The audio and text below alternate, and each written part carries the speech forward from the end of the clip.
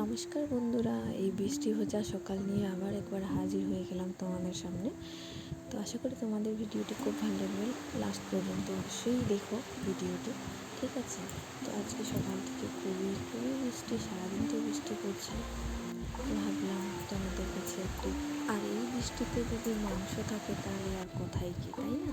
তার জন্যই মাংস দাদা সকাল সকাল গিয়ে নিয়ে চলে এসেছিলো, যার জন্য মাংস বেছে ধুয়ে সুন্দর করে রেডি করে নিয়েছিলাম রান্নার জন্য।